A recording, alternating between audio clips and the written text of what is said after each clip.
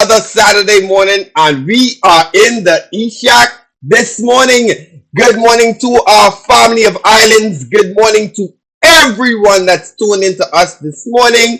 You tuned in via ZNS or on Facebook. We're happy to have you with us. Junkanoo 242. Good morning, Arlene. How you doing this morning? Good morning. How's it going? Man, the sun out, Arlene. The sun out. It's Yes, it is. it It's is a June. beautiful day. My time to go in the shop. Hey, don't take them top off your shop yet. But it's time to get inside there. Yes, Chairman, time to go. Chairman, how you doing, man? And all is well, all is well. The sun in the sky that made contact to dry. It ain't Christmas Day yet. Boy, we in the shack now. I don't want to hear no controversial, but you couldn't get your cost no more. I think you had enough sunny days. You should already have something up in the air. What you say? Sunny day, Oh, chasing the please. clouds away. Please, On my please. way, where the air is sweet. Oh, please, please, please. Can't take it this morning. It's too early, Ronald Sims. It's too early. Barefoot, what's happening, my brother? Your capo, the Tootie Tootie, said to give you his regards, Bando Borthwick. No, I gotta talk to him. I gotta Said to talk give, to him, but I accept his greetings. said to give you all his regards, actually. All right, all right. I'll well, give him a call later. well, folks, before this show goes downhill, because we got a lot to talk about today, Arlene, would you get us started with our prayer? Absolutely. Let us pray. Heavenly Father, for the gift of life, we give you thanks. For our nation, we pray for peace, progress, prosperity, and principle, recovery, and restoration. And for ourselves, we pray for wisdom to use your gifts wisely, especially the gift of Junkanoo, so that we may honor you, serve your people, build better communities, a better Bahamas, and a better world. Amen. Oh Amen. man, proud to Proud to be be Bahamian. Bahamian. What's happening this morning? What y'all got? Well, I'll tell you what my proud to be Bahamian moment is this morning, and this is what I gathered from the news. Mhm. Uh, in recent days, we have had some horrific events. We have had a 13-year-old murdered on a community park that is supposed to be where children can go and play in safety. Great tragedy. We have also had a plane crash that was en route between Long Island and Nassau. And from what I understand, I may have gotten it wrong, but from what I understand, one of the people who came to the rescue of those distressed passengers, along with the rest of the ZNS team, was none other than our own Ronald Sims. Wow. And if that is the case, I want to express our heartfelt thanks, because they went down there obviously in a different capacity, but being the people that they are, they pitched in to try and alleviate a very difficult and painful and tragic situation. So, Ronald Sims, I just want you to know that I heard your name called, and we appreciate what you did on behalf of all of us. I thank you. It was quite an experience, actually. You know, I'm glad that myself, along with the other two men from ZNS, Amajal, the sports reporter, and Roscoe, the cameraman, once we got wind of it, we went out searching for the crash site and the location.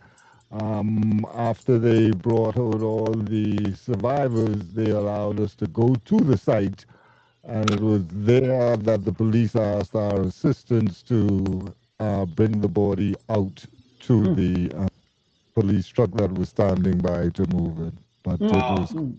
quite Wow. a quite a moving experience. Having to trudge through the bushes a mile and a half into the forest through mud and all of that to get to the site.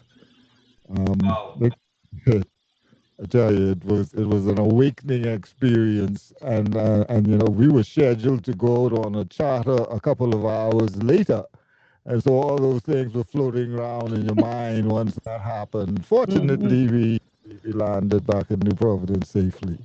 Wow. Thank So, you very Ronald, much. Thank you very much, mhm, Ronald. Thank mhm, you very, mhm. very much. In a nutshell, how has that experience changed you? How are you different now than you were before that? Well, over time, you hear people tell you that your life could change in a minute, Hmm. and you begin to think of that minute and the fact that you have no more time to lose on trivial things. You got to make Amen. it count now.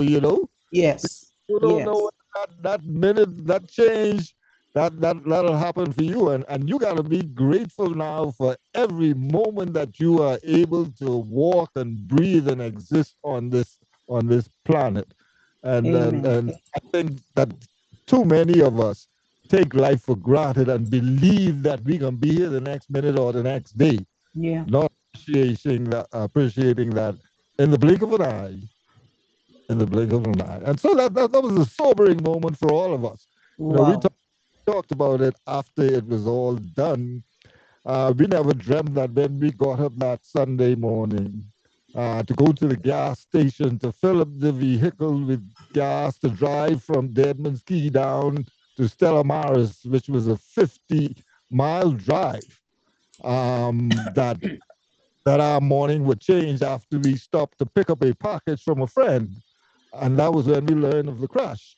Wow. And so immediately we headed back to the hotel to grab the camera, to grab the reporter, because we news people, we got to go find this information. Yeah. Mm-hmm. And we just instincts just kicked in, and we forgot about anything else, and we wanted to go and get the story and share it with the nation.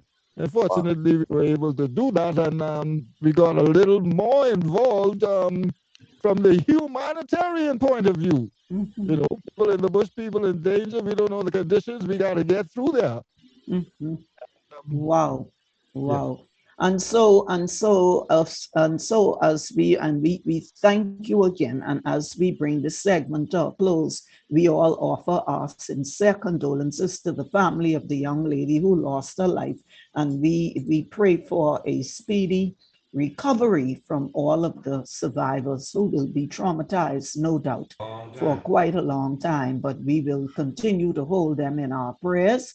And Ronald, again, thank you, man. We are grateful. You were representing plenty people. You didn't know it, but all of us who could not be there, you were representing us, and we are deeply grateful for how well you did that. and I want us to hold Amajal nose close to us, because unfortunately he was served by that young lady the night before. What? Mm, Yes, he was the very young lady that passed. mm-mm. He was served by her in one of the local establishments many hours before. And so when he got the news and he realized it was her, well, that was a different story. Oh my, oh my, yeah. That's a rough one. Yeah, It's a rough one. And so, ladies and gentlemen, we are going to close this segment I think Arlene is frozen. Okay, and so folks, on that note, what we're gonna do, we're gonna run to our first break. And when we get back, we will officially introduce our topic for this morning, our guest, and get us started on Junkanoo 242. We'll be right back.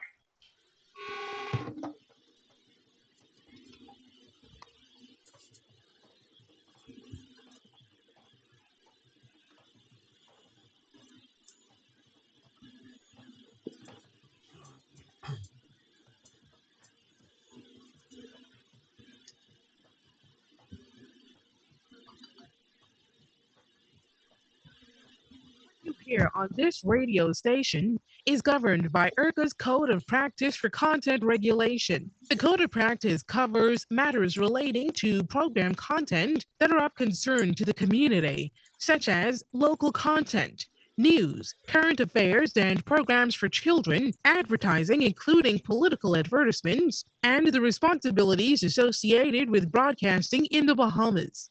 The code also covers aspects such as access services for the hearing and visually impaired, and the procedure for lodging a complaint about anything broadcast by this station. The code is available on the IRCA website at www.ircabahamas.vs. To receive a copy of the code by mail or in person, you may telephone IRCA at 242-393-0234. Family Island dialing is toll-free at 1-242-300-8722.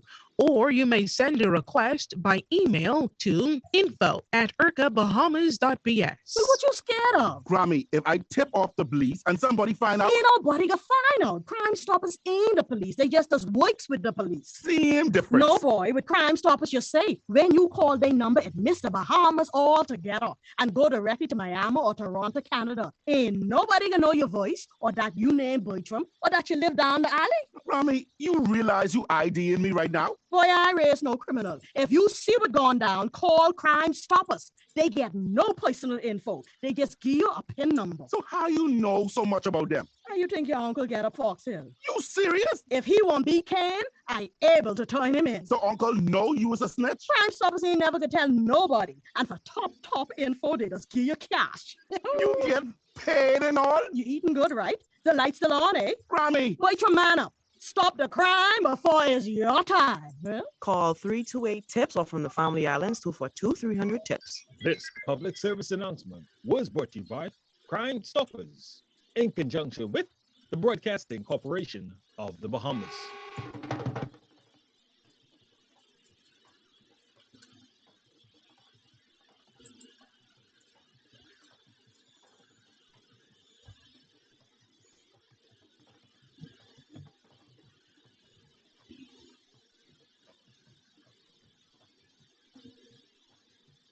From the Junkanoo archives on the Junkanoo timeline, the year was 1849.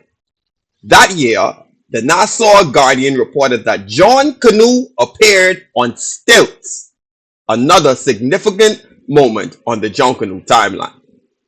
Welcome back, ladies and gentlemen. You're listening to Junkanoo 242, and the E-Shack is wide open this morning. Darren Farrington has said that the sun is in the sky.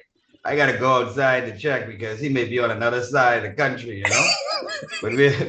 but nonetheless, we'll see exactly how that's going.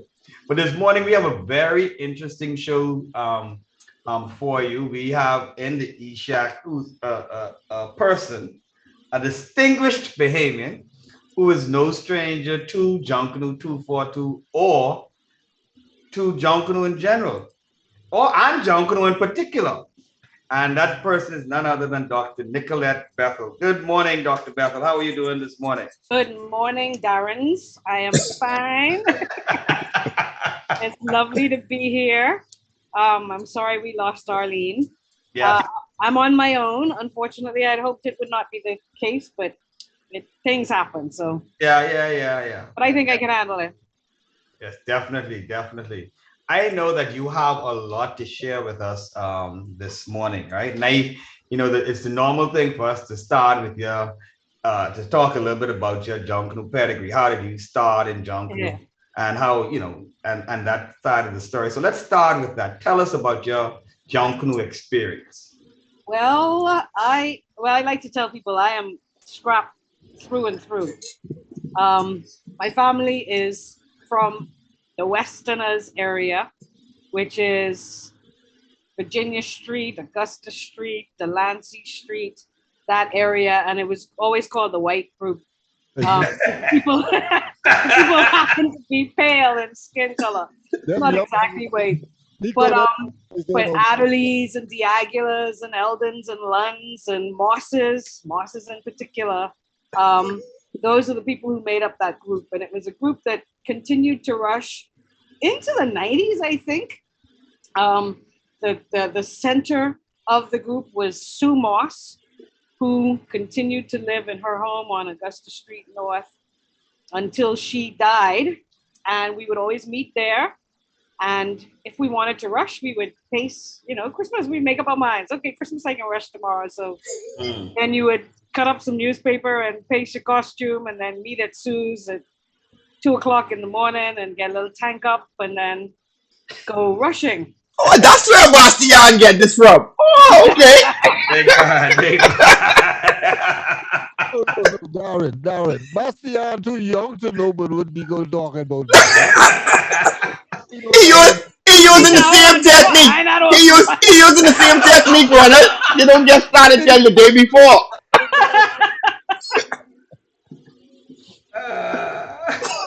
And if your costume didn't dry good, it was you could go out wet or you could put it in the oven and let it dry a little bit because you were making it with flour paste and newspaper. But that's that. And I did that for the first time when I was 7. Mhm. Unlike Arlene, I didn't stick with it. They gave me a whistle and I blew my head off. And then I had to be carried by my uncle all the way back. So I was kind of like, the next year I was like, okay, you guys go ahead and do that. I'll watch. You watch.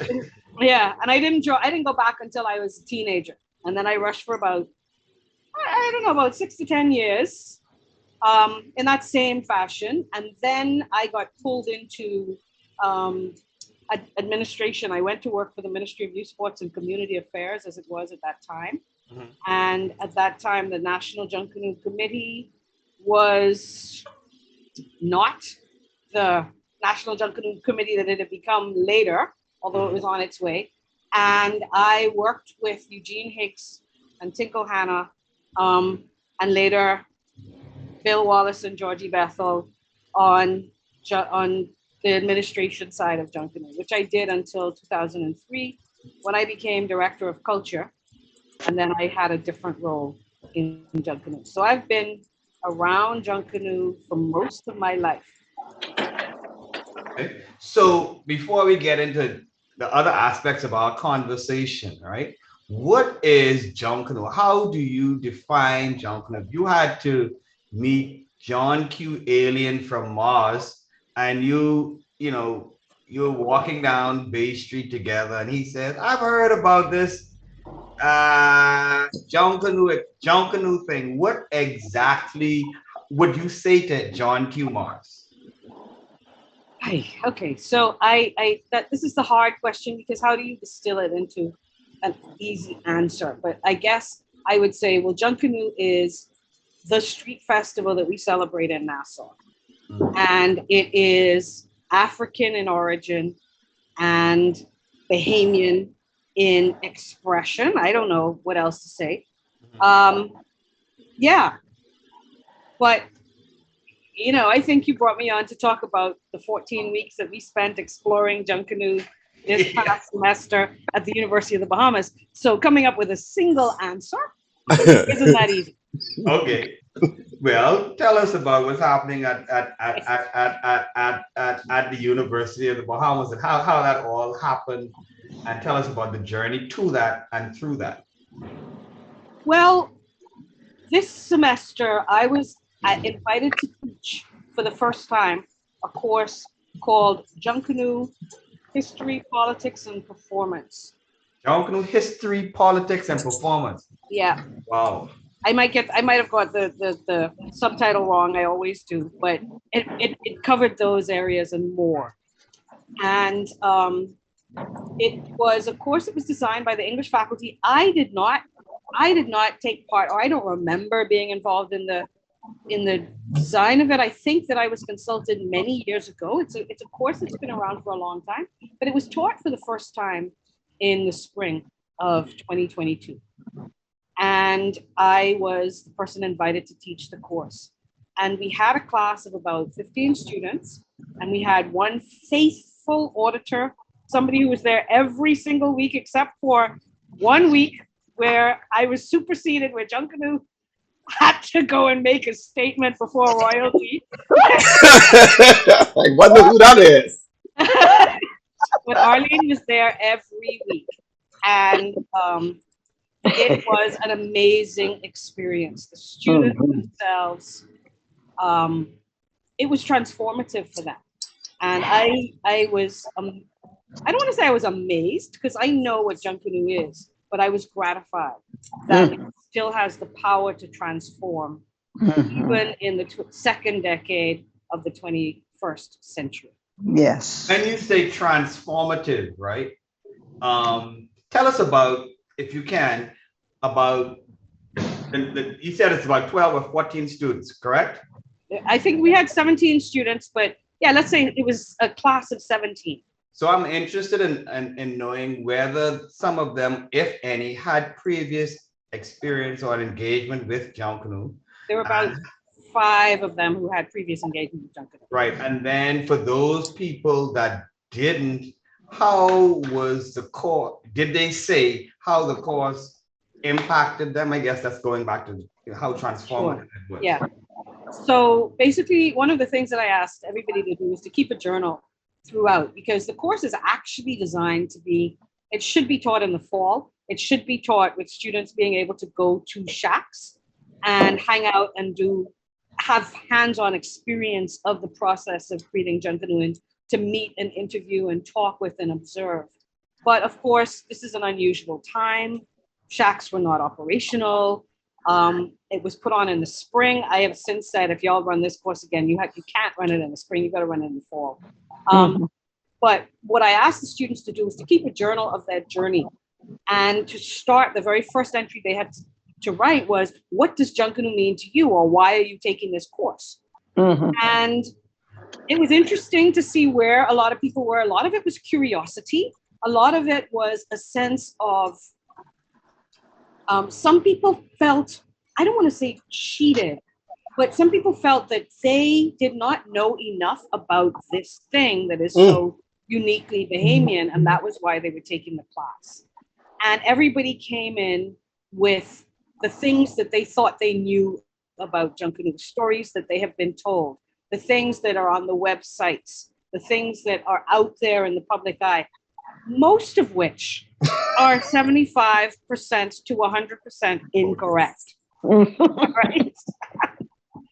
And so we started off with, what is Junkanoo? What does it mean? And then we explored a whole bunch of different things. And I think the second class that I had, I believe it was the second class, I invited Christopher Davis to come in to talk about his research and his experience in Ghana with Junkanoo. I cannot pronounce the name, Jankwa, who is possibly the origin of the name, and to share his understanding of the history of Junkanoo and where it comes from. Suffice to say that the story of the slave who celebrated here doesn't really have a lot of water, although there are some interesting things that I don't think I'm at liberty to say. I think Chris himself, no, you have to ask Chris to come on and talk about it. But there are some interesting things that link slave ships, people who come off slave ships, and the celebration of Junkanoo. So while the story that we tell is a myth, it's a myth that has, like most myths, origins in something that actually did happen. So yeah, so we start there, and then we move through what Junkanoo is in terms of music, costuming, meaning, politics, organization. What else? I'm missing a couple of things, Arlene, I'm sure. You did the comparison with Carnival. Right. So Junkanoo, yeah, similarities and differences. That's right. Festivals themselves in the Caribbean, and how finances. Oh yeah, we did the economics of Junkanoo. Yes, so we covered everything that I had to offer. We covered. Each week was a different topic. You said a couple of things, and I don't normally take notes, right? You use I don't really. You use words like transformative, curiosity, and then you said something about, did you know enough? Did that some of the students did not know enough about this thing that makes Junkanoo uniquely Bahamian. Mhm. And a thought came into my head. Well, the question is Junkanoo uniquely Bahamian? Good question. And so the answer is yes. Junkanoo, spelled Junkanoo, Uh-huh. is Thank you. uniquely Bahamian. Thank you. Junkanoo is not indigenous to the Bahamas. The celebration of Junkanoo occurs throughout the Americas, Okay. just with less fanfare than Carnival. You can find Junkanoo throughout the Americas, and the more research that is done, the more we find out. So the latest book that has been published on this very topic, I'm going to show it to you.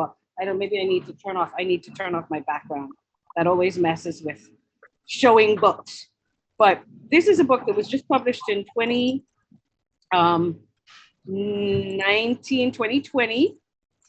and it's called One Grand Noise. This is the book. One Right grand on. noise. Yes. And what you see there is Gombe's in Bermuda. Mhm. They should have they should look pretty interesting, right? They should look Yeah. somewhat similar. I've had an opportunity to see them perform. Yeah. Interesting. So the Gombe's in Bermuda.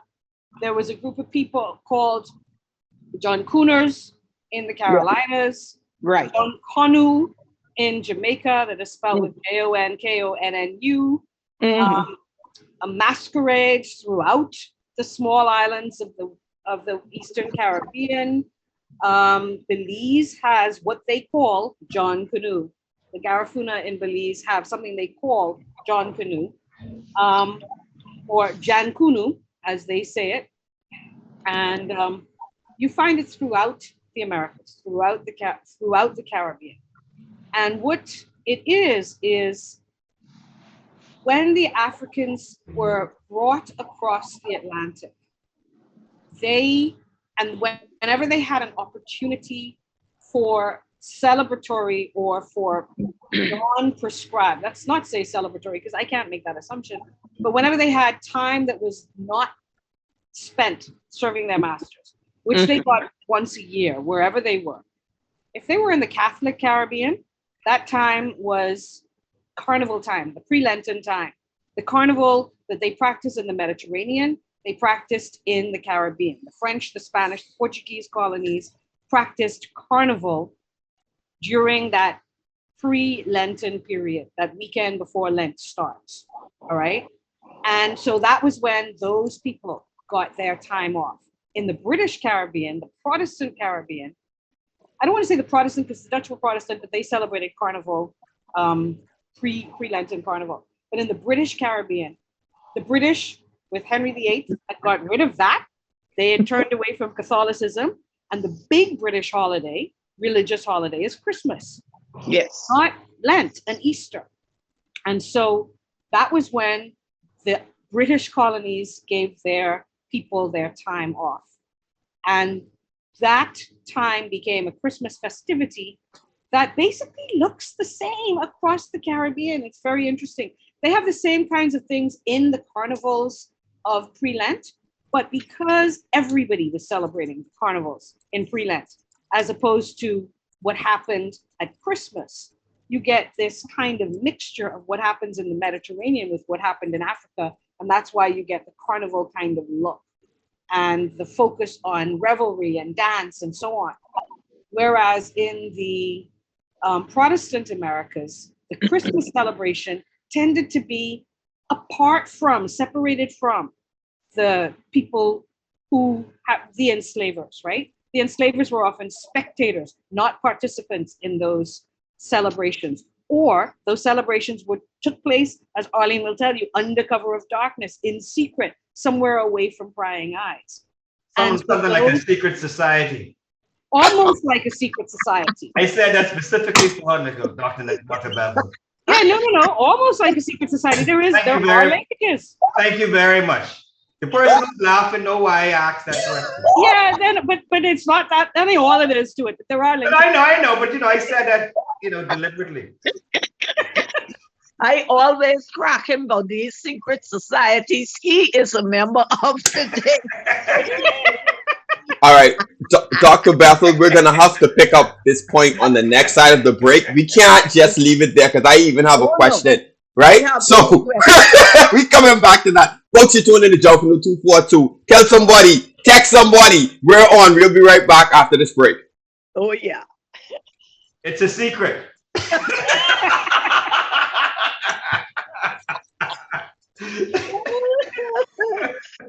You too wicked.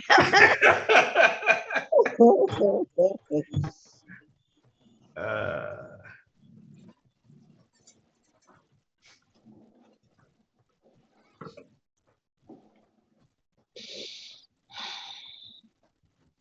Princess Margaret Hospital Blood Bank is in urgent need of blood donations of all types. Blood bank hours of operation are as follows: Monday through Saturday, 9 a.m. to 5 p.m.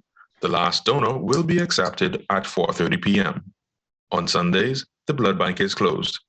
Identification needed for donation include your NIB card or driver's license. Do not attempt to donate if you are sick or experiencing respiratory symptoms. Do not come to the blood bank in large groups, as we will be accommodating 3 persons at a time. For more information on how you can become a blood donor or instructions on what to do before coming to donate blood, please contact the blood bank at 502-7822. So you saw Larry take the money off the teacher's desk. Yes, Mom. And you told the teacher. No, Mom. Why not? Because Larry wouldn't want to be my friend no more. Honey, Larry did something wrong and you need to tell an adult. You may feel bad, but it is important that you do the right thing. Nobody has to find out that you told. Okay. Small crimes lead to big crimes. If you see a crime, you can call Crime Stoppers. It's safe and easy, and nobody knows who you are. You'll speak directly to someone in Miami or Toronto, Canada. They never ask anything about you. So be brave and do the right thing. We all need to help. Stop the crime before it's our time. Guess what, Mommy? I feel good because I told somebody about Larry and the teacher get our money back. Pick up the phone. No one will never call you a snitch. Call Crime Stoppers Bahamas today at 328-8477 or from the Family Islands, 242-300-8477. It's safe, and the life you save may be your own. This public service announcement was brought to you by Crime Stoppers in conjunction with the Broadcasting Corporation of the Bahamas.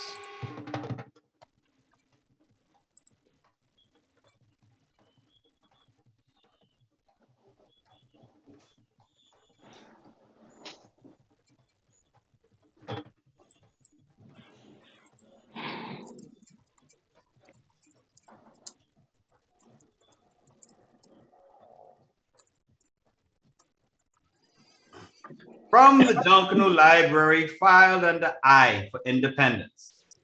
As we approach the 49th anniversary of independence, Junkanoo 242 today launches the Season of Independence. We will be counting down to July 10th, 2023, and putting our focus on those things, 22, and putting our focus on those things that make us uniquely Bahamian. Let us begin to seriously reflect on where we are as a nation after 49 years of independence and what we need to do to march together to a common, loftier goal, including developing our Junkanoo, even if it's a secret, an important role to play in an independent Bahamas.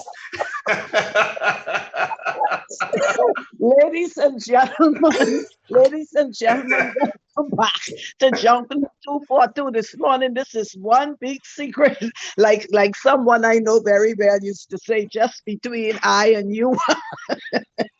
And so here we are this morning sharing this secret with the ladies. It's between I and you now. That's why we send you to school to learn your alphabet.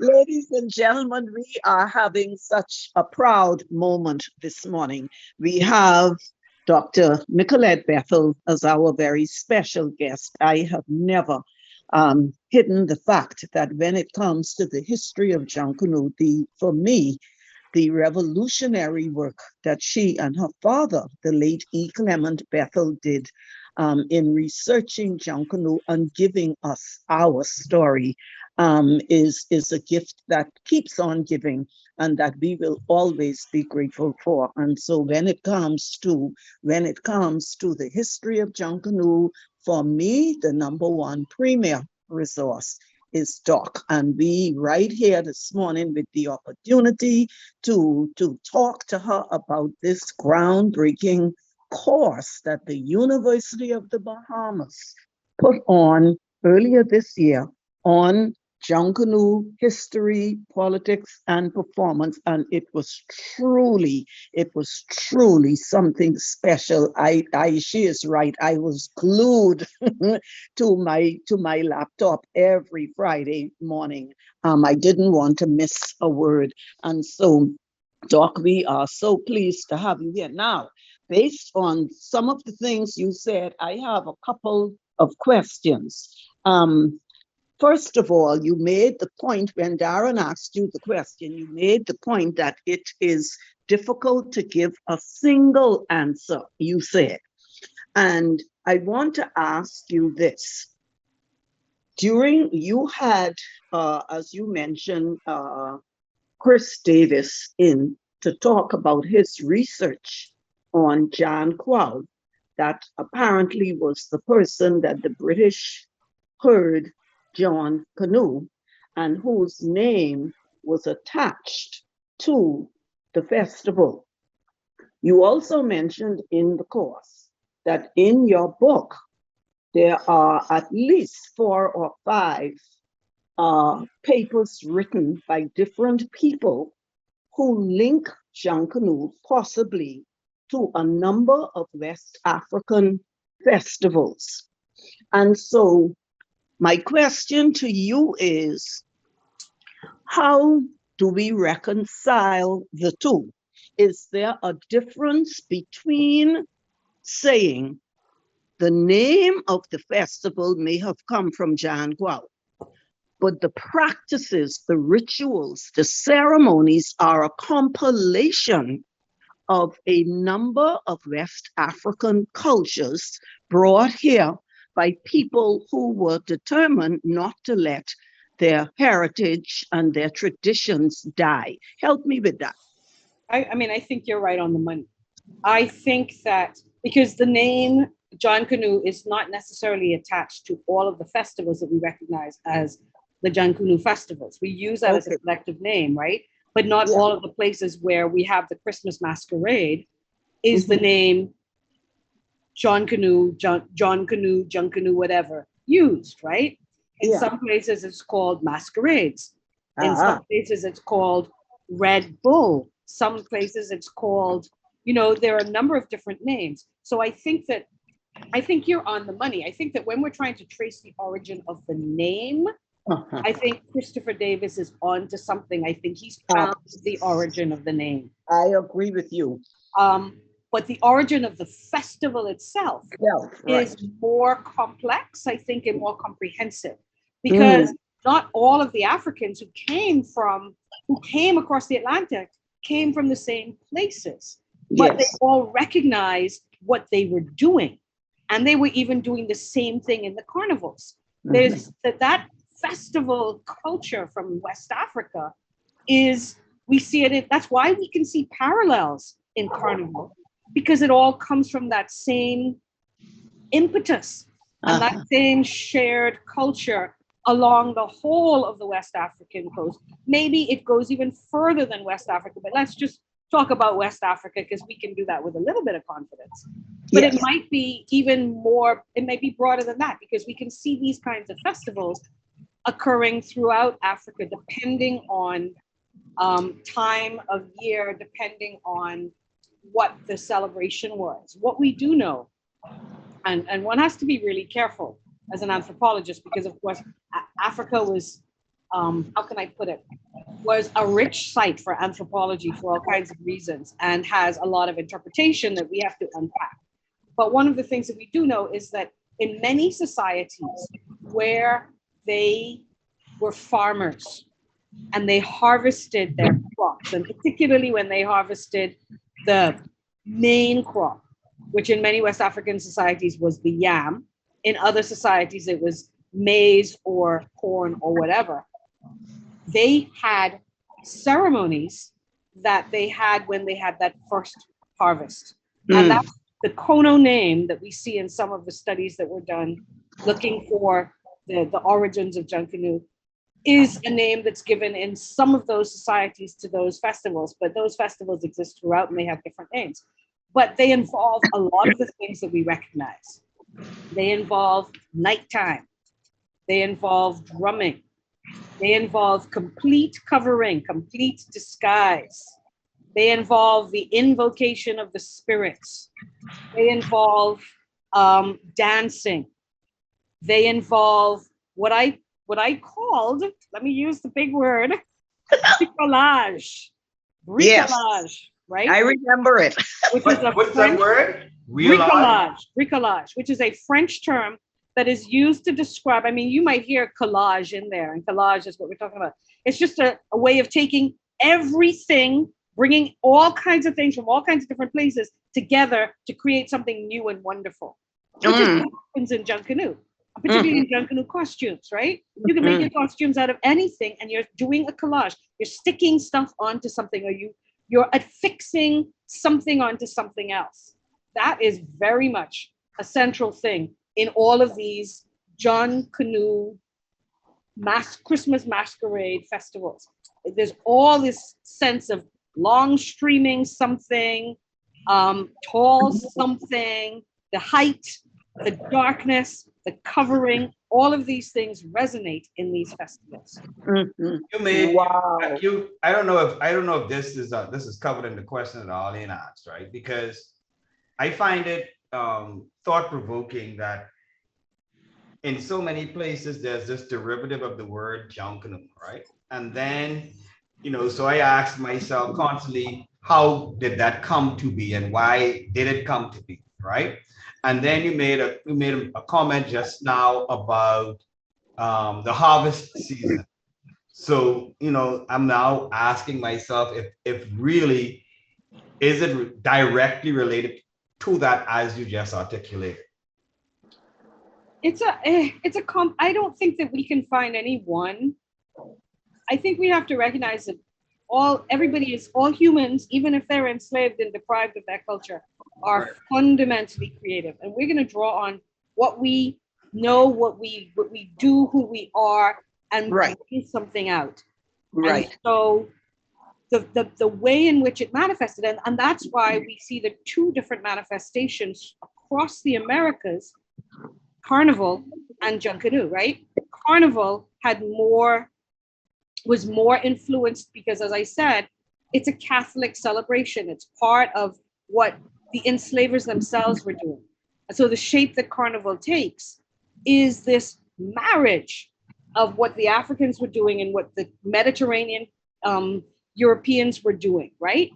Whereas in the British colonies, the British and the Africans, never the twain should meet. And if the twain did meet, we pretended it didn't happen, right? And so there's more scope for the African aesthetic, the African symbolism, the African rhythm, the African celebration to permeate these Christmas festivities. It's not that it's not there in Carnival, but it's matched with some other things as well. But in the British Caribbean, these African sensibilities they coalesced around this time of celebration. And some of the things that we look at when we're looking at the research is we're looking at, what does it mean? What is the meaning of these festivals, right? I'm not trying to talk about a dictionary kind of meaning. I'm talking about what is the spiritual, what does it mean at your gut level when your head ain't there? What do you recognize in your belly, right? Because we know Junkanoo is in the belly. In your belly. What is that? And, we can look at a bunch of different things. There's this Junkanoo is a vehicle for transformation. It is a vehicle for worship. It is a vehicle for communing with the spirits, with your identity, with your ancestors. It is a moment when the normal, usual world falls away and the other world, the upside down world, the stupid world takes over. And yeah, and that is something. Spirits of the living and the dead. That's a powerful That's comment. exactly We need to start a book on Junkanoo 242 quotes. That is a powerful quote, Doc, what you just said. Yes. My question to you is, excuse my ignorance. I think we started to go into it when Bastian asks, is Junkanoo unique to us? And we went on to the various different places as to where we can see various variations of it. But my question is, what is unique about what we do in Junkanoo that is unique to us? Okay. So we do. So three things I would point at making Junkanoo, the way we spell it, as unique to us. The first one is, it's the only one that's flourishing really. Besides, there's two. There's two. Well, there's two. There's us and there's Junkanoo in Belize.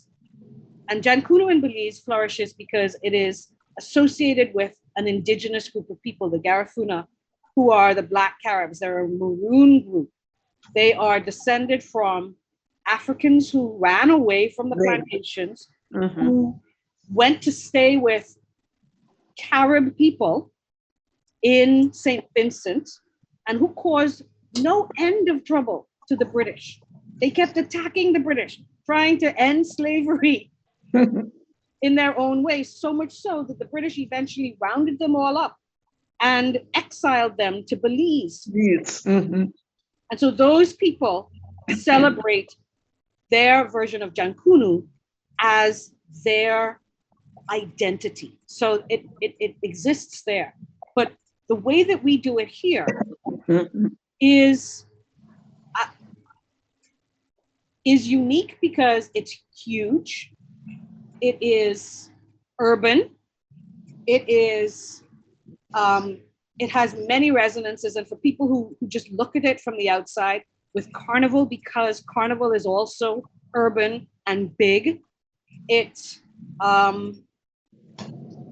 is the vehicle that we use in the Bahamas, and it has been the vehicle that we have used in the Bahamas, and we have invested in it time, money, energy, and attention, and it is a national symbol, all of which are unique. And the way in which we adapted it, and the way in which it involves groups as opposed to individuals, the way in which it has, I don't want to use the word evolve. I want to use the word developed, how it is developed creatively, how it is always being innovative and alive. That's where it's unique. And I don't have the answer as to why that is.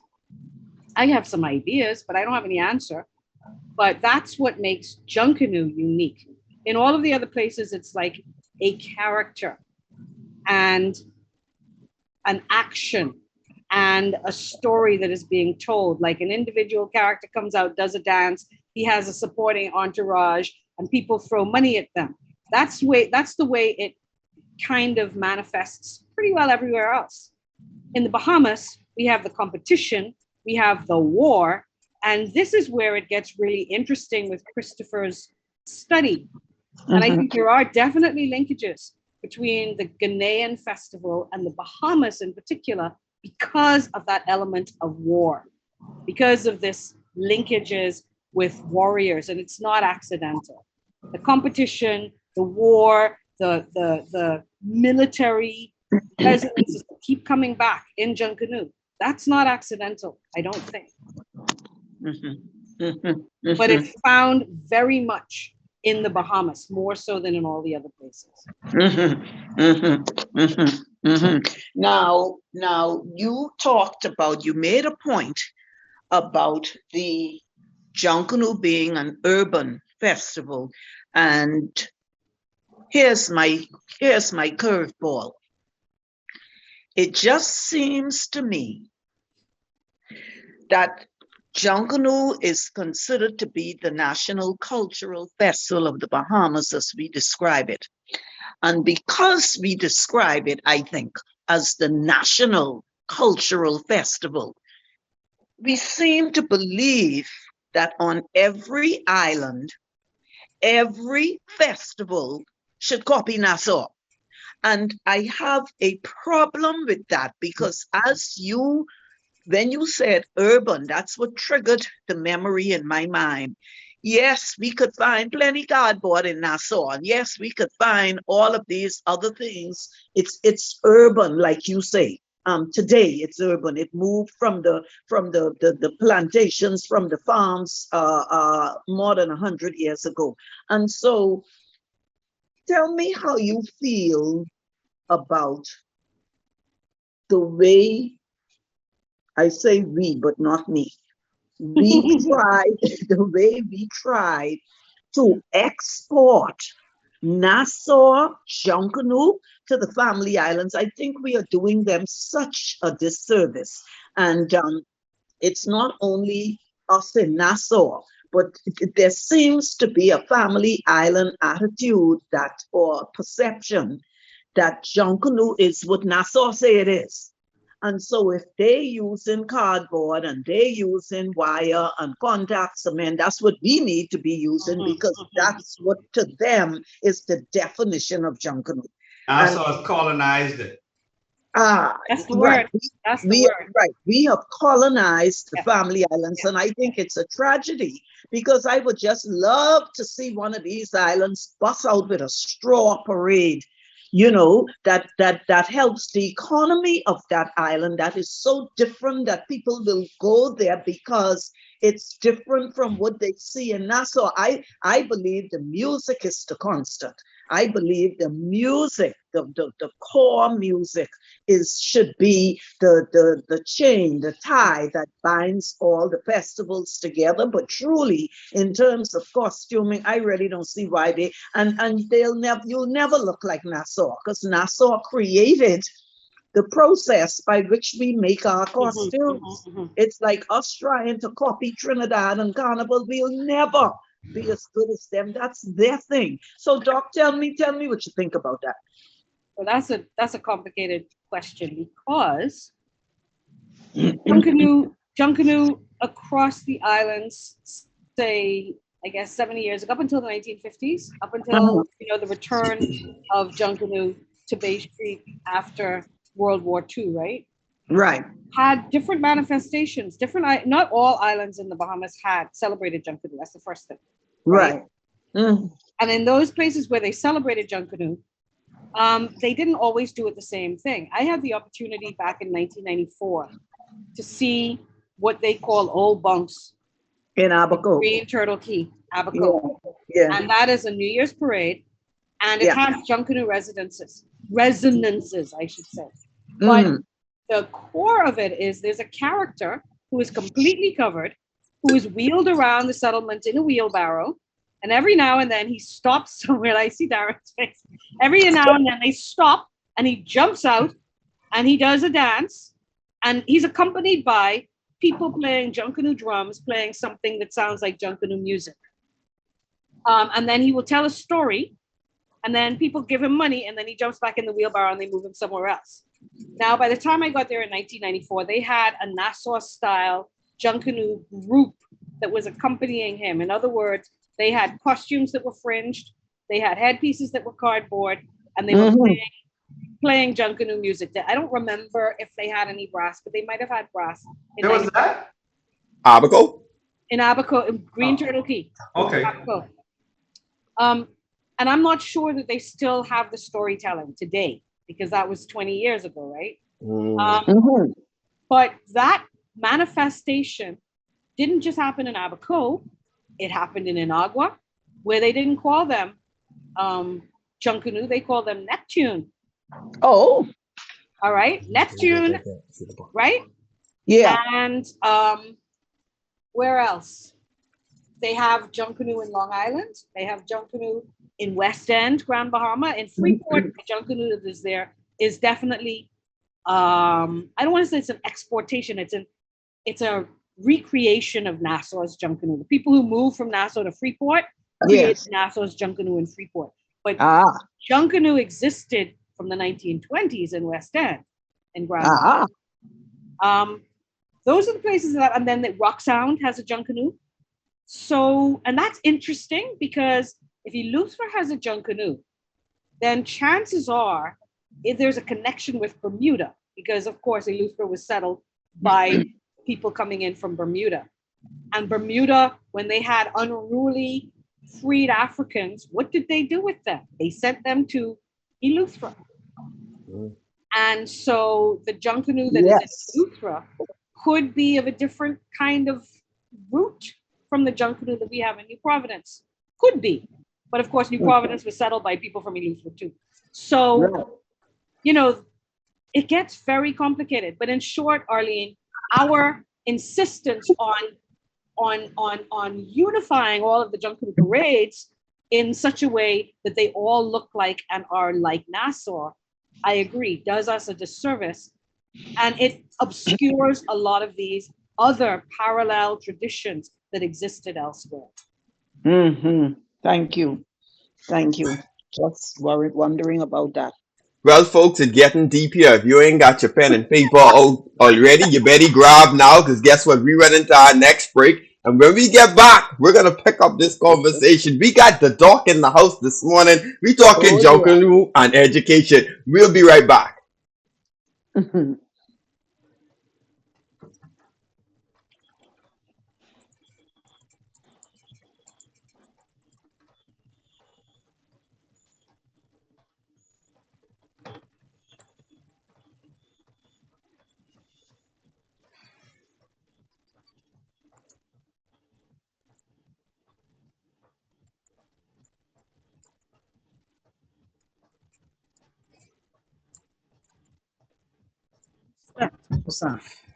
When vehicles without an accessible parking permit use a parking space designated for persons with disabilities, even for just a minute, that's 60 seconds too long.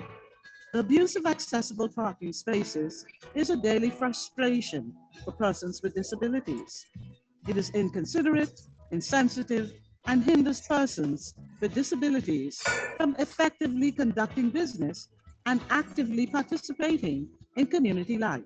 Never park in a space reserved for people with disabilities unless you have a permit to do so. It is the right and respectful thing to do. This message is brought to you by the National Commission for Persons with Disabilities, a unit in the Ministry of Social Services and Community Development. For more information, visit www.disabilitiescommissionbahamas.org. It's in-depth, it's personal, and sometimes it's even hilarious. It's Behind the Artist, the show that features Bahamian artists and their music. Saturdays at 2 p.m. Behind the Artist with the one and only Hope Shelly Ann. Saturdays at 2 p.m. on 1540 a.m. Power 104.5 FM, the national voice of the Bahamas. Saturday evenings will never be the same again. A show for young people, made by young people. The Youth Perspective, where we seek to positively display the youth of our nation. This and every Saturday at 8 p.m. on 1540 a.m. Power 104.5 FM, the national voice of the Bahamas.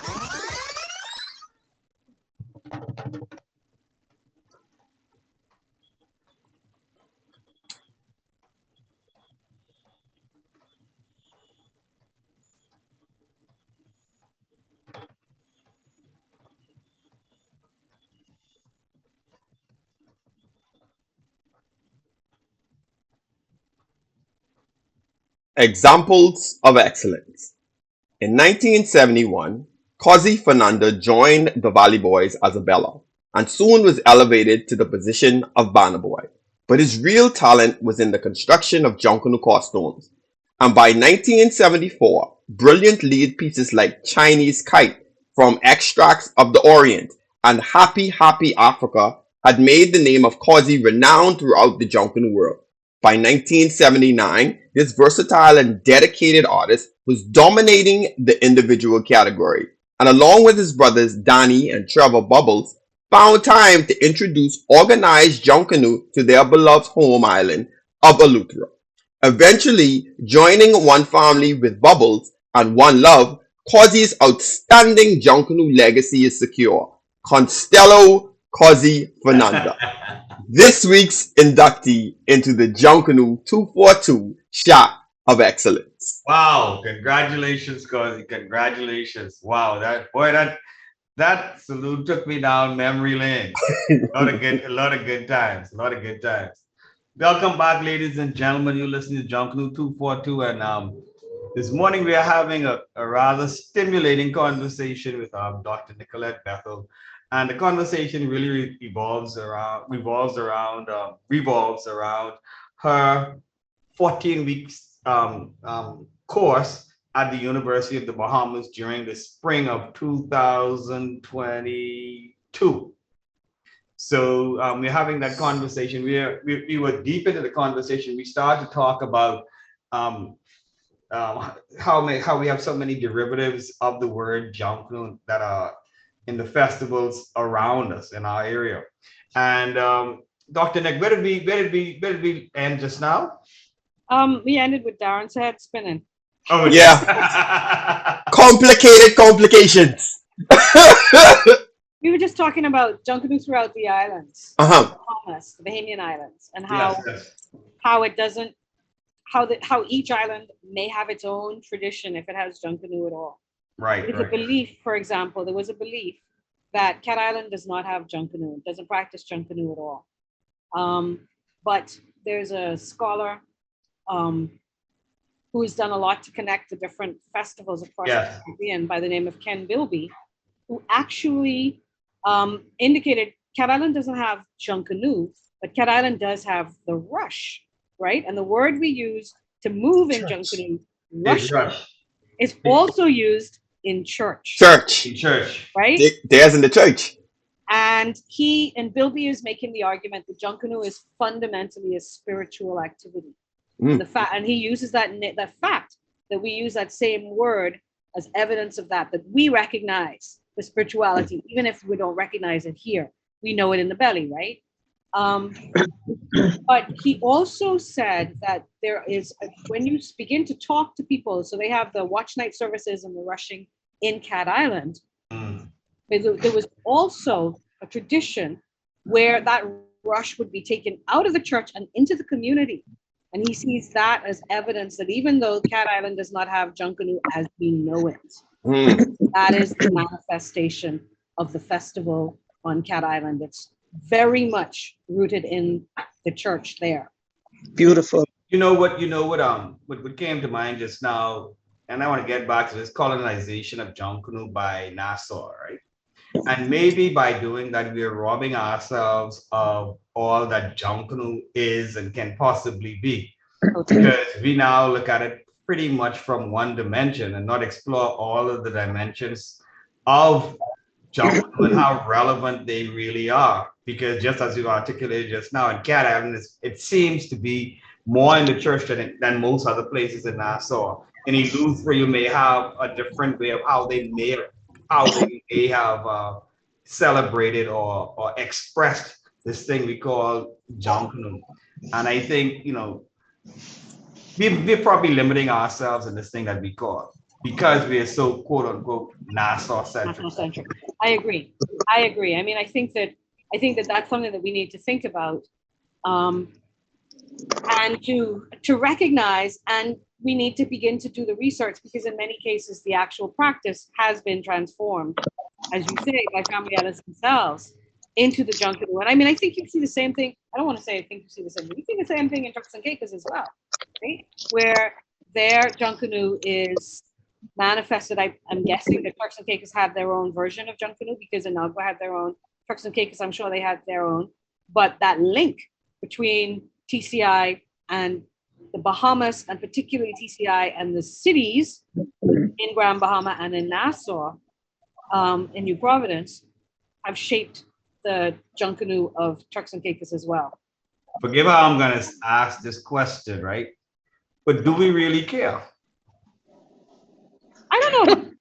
That's a good question, Darren. I don't know. I mean, I'm not sure that I care. Let me put it this way. I shouldn't say, do I care? I care because I'm interested in all of these variations. I care because I want to know more about it. Does it matter? to Junkanoo? I don't think so. Right. And see, I asked that question as a setup to this question, right? Or this point. Do we care enough to understand how important this is? Because we care too much about something we shouldn't care about. And that is how we really practice it. Because we only do it one way, this is the only way that it should be done. This is the only way it can be done. Don't tell me nothing else, because everything else you say to me is pseudo. Right. So do we really care about what the authenticity and the true root of who we are? Otherwise, we're lost. What if we look at it slightly? What if we express it slightly differently, right? Like, I mean, I think that there is a tendency, or we tend to believe that there is only one right way. That's how we're taught, right? There's only one right way to do things. The world is flat. Yeah, and I mean that's still the legacy of colonialism, right? There was only one exactly. Sorry, I was going to say one right way, but I mean there was only one white way. Right?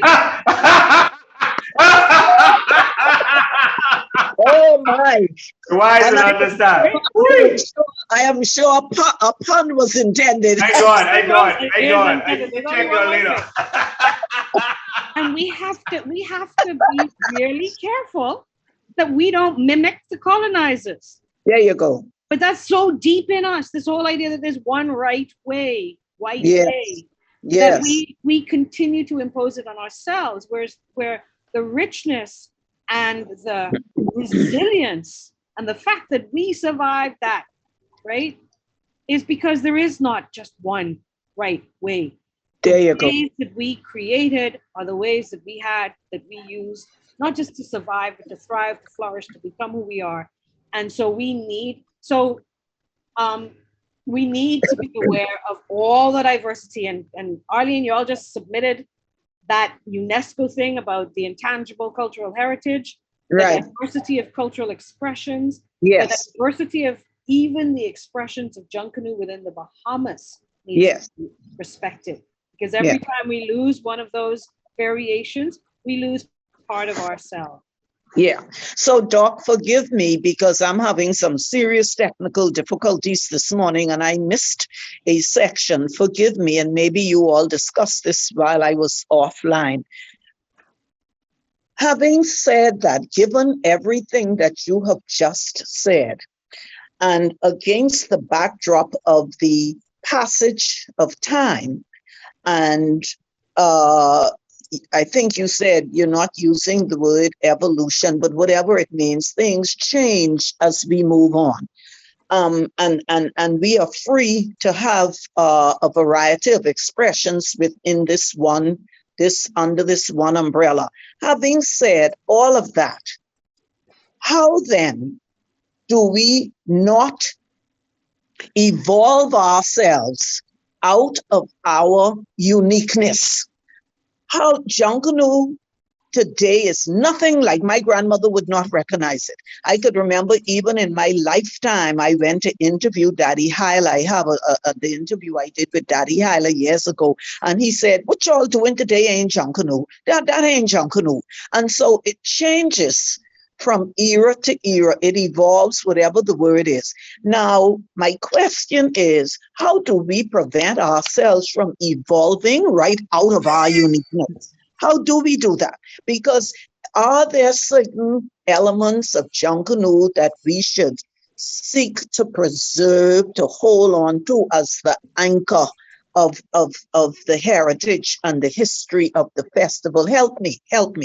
All right, so the thing, let me just say why I don't like to use the word evolve. Well, okay.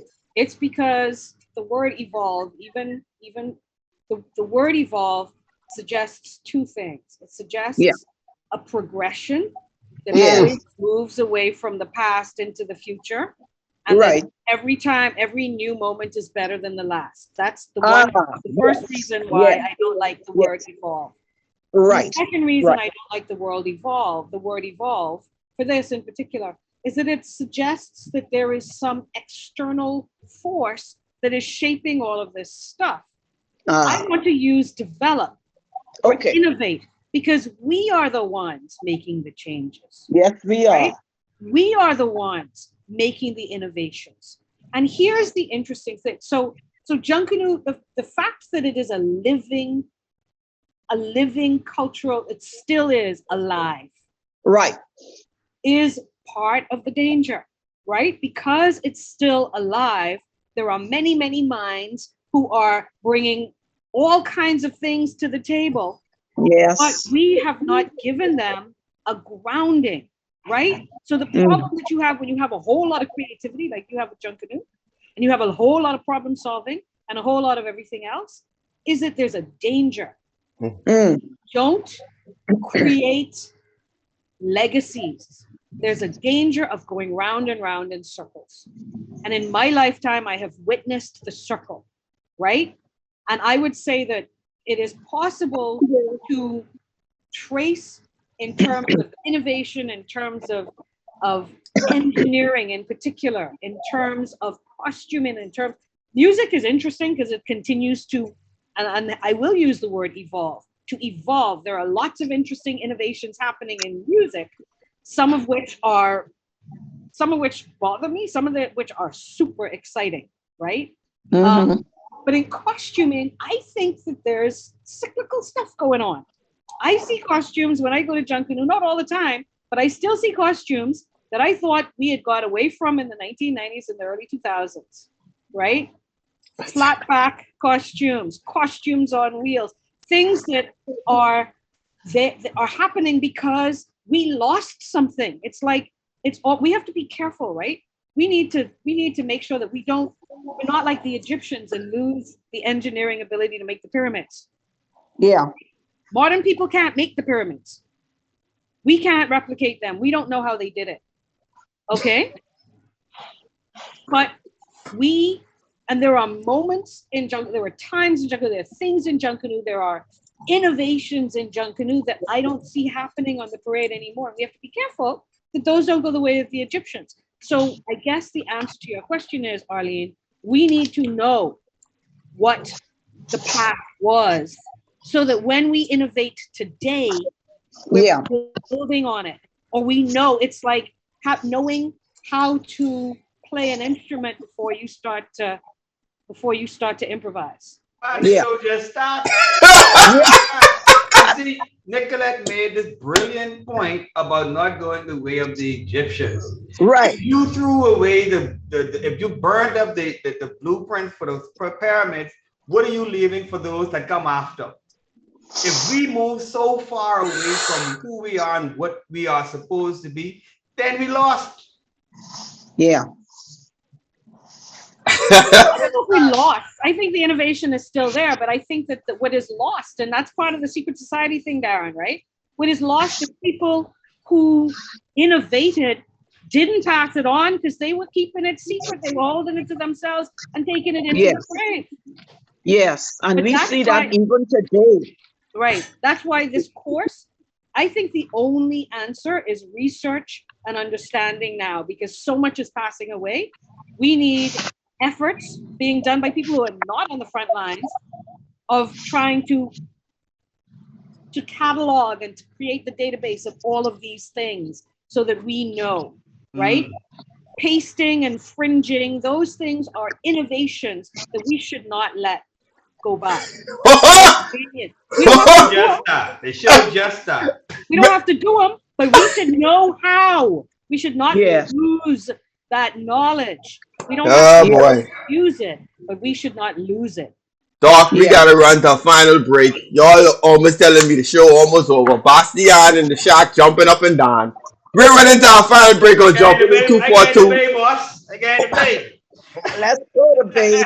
The Westerners don't get started till 2 a.m. that morning, so I know what you're talking about. That's the white people group. On that note, we go into a break. You listen to Junkanoo 242.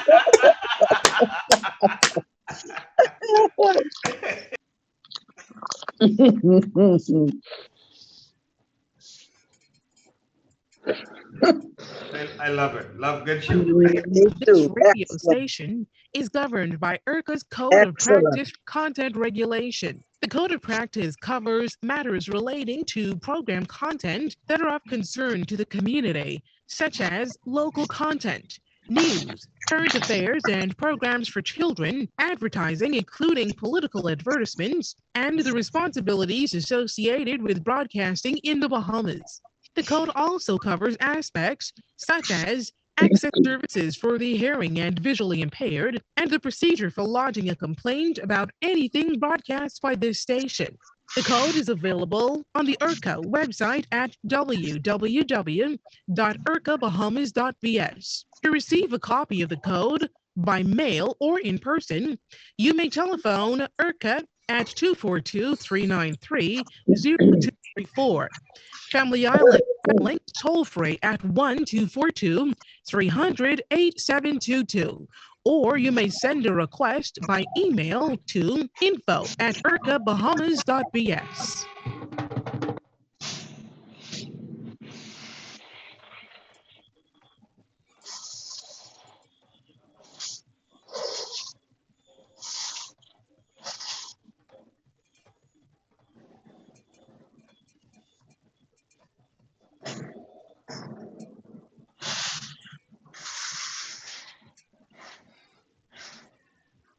And now for news off the shack wall.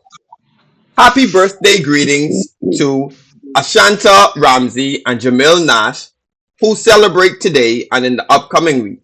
Omar Buchanan and Dina Godek Moxie, to you and to everyone else who will celebrate their birthdays in the upcoming week. We wish you a happy and a blessed new year.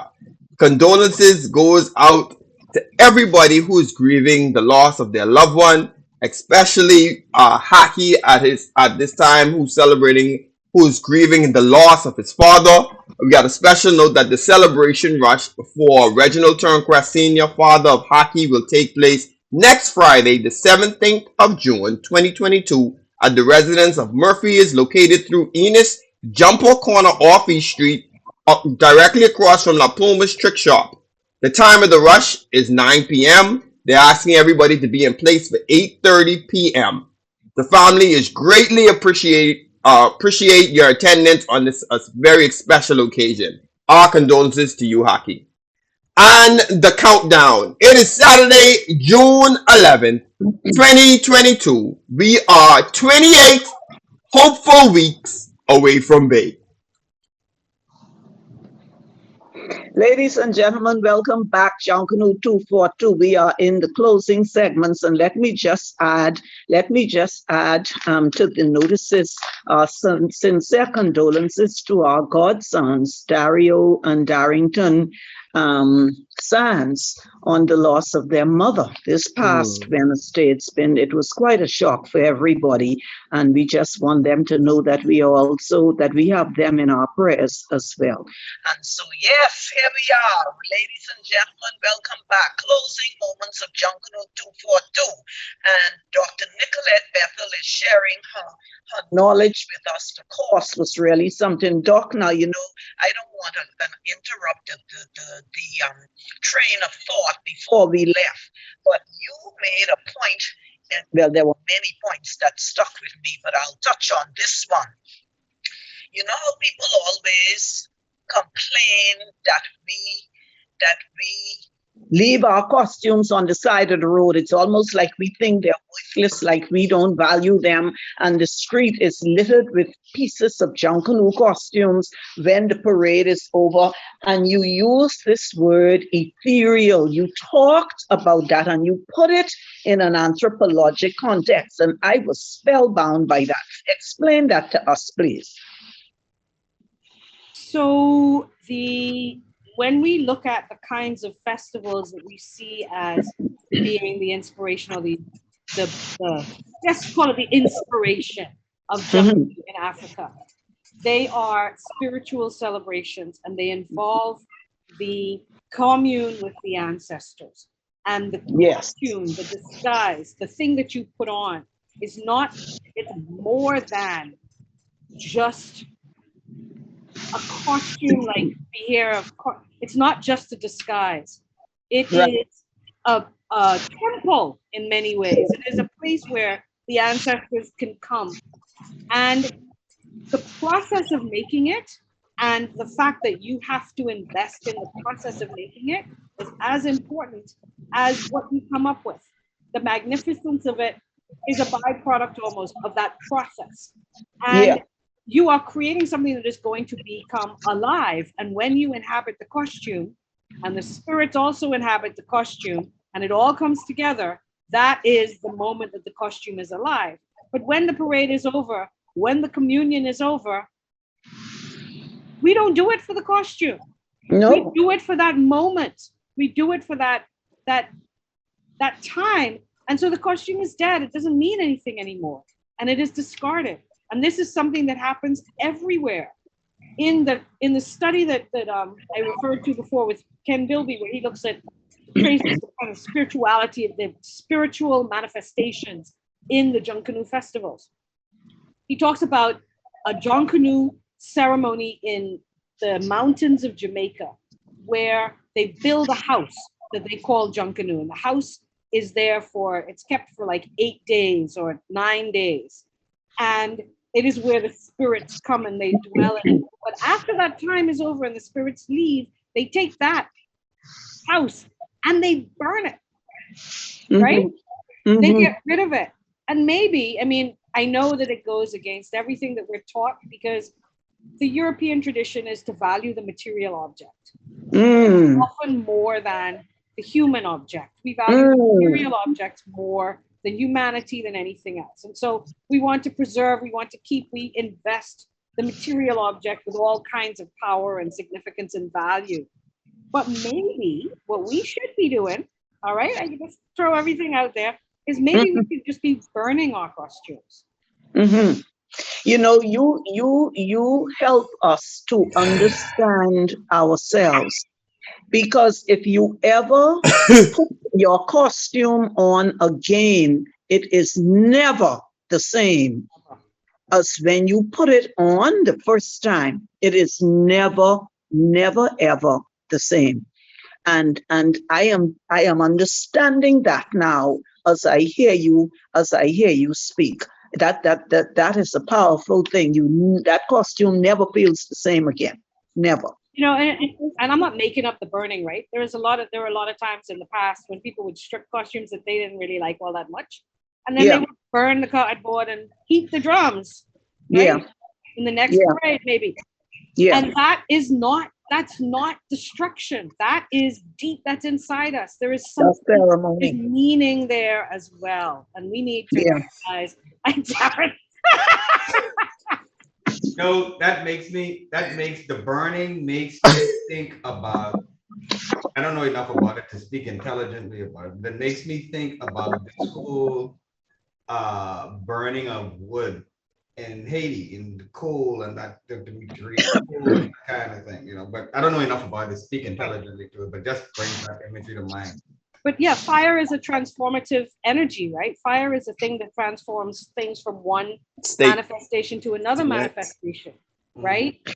And burning is something that we do in many cultures around the world for the dead, right? In many Eastern cultures, you cremate your dead, you don't bury them. Right. Yeah. Or maybe we could bury our costumes. I don't know. I mean, or maybe we could throw them into, maybe we don't want to throw them into the sea today because that would be pollution. But maybe there needs to be a ceremonial end. I'm not saying that we shouldn't preserve some because, you know, money is a thing, right? Yeah. But if we were to think about how to conclude an ending ceremonies and reincorporation ceremonies, because transformation should be followed by something that allows you to reincorporate into the world that is after the moment of transformation. Maybe we need ceremonies to dispose of those costumes rather than solutions to figure out what to do with them. Yeah. And Doc, you know, this is slightly off, and I know time is gone, but you know, when you talk about the spirits of the ancestors inhabiting the costumes, you know, Christianity, the colonizing of us, has made us believe that everything that comes from us is evil. So Obeah has been demonized, Santeria has been demonized, and all of these remnants of African religions, we have been taught to believe that they are evil, they are anti-Christian, and we ain't supposed to do it, and all of these things. How do we bring that knowledge and awareness? And I know time is tight, and that's a whole show. I think it's always next week, Yeah, and there's always the Reverend Carlton Turner who could really talk about it. That's true. Did you hear next week? Did you hear Darren Edwards? I heard Darren. I heard Darren. I was ignoring Darren. We look forward to having you for part 2. Maybe if we do that, maybe I could turn it over to the students, because that would be great. I hope that the class inspired a whole lot of new thinking and new ideas and passion and things that they could bring to the table. But we would love to have them with you. Thank you so much. Yeah, but the whole idea that I would say, and this, I know that there are many people who can pray for me because I'm going to say this, but there is, I believe, in all of us, we have a little bit of God that recognizes what is right. Yes. And that is, we were taught, because it was in the interest of the colonizers to teach us this, that what we brought with us from Africa was demonic. Yes. They wanted to be the gods that saved us and put us to work, etc., and used us, right? It's all part of the narrative. It's all part of the myth. But our students had the opportunity to interview practitioners of Junkanoo, and people say that they find themselves when they put on that costume. And if you are finding yourself, that is a spiritual right. Amen. And that's the only thing I have to say. You think right, that's powerful right now. God could speak to each one of us and don't need none of y'all to pass through. Amen. God comes to us when we put on the costume, when we dance to the music, when we celebrate God the way our ancestors celebrated God. Don't mind what anybody else says. That's our communion. When the perpendicular hit the contuberance, y'all and start construction here. I take your prayers. Y'all pray. Go keep praying. There's no other way to end that show than on that note right now, folks. Oh my! This brings us as always to the end of this session. No, we can start the show now. Stay tuned. Next week is going to be even more exciting. Thanks to all of our listeners. Thanks for tuning in. Doc, we really thank you for showing up. Of course, Bastian will be following up with you for next week, part 2 of this segment in secret. But we will be showing the public, So, this is Junkanoo 242. It's all about you in the 242. And until next week, stay safe. Practice all safety protocols and let everything we do prove that we are all proud to be Bahamian. We'll see you next week.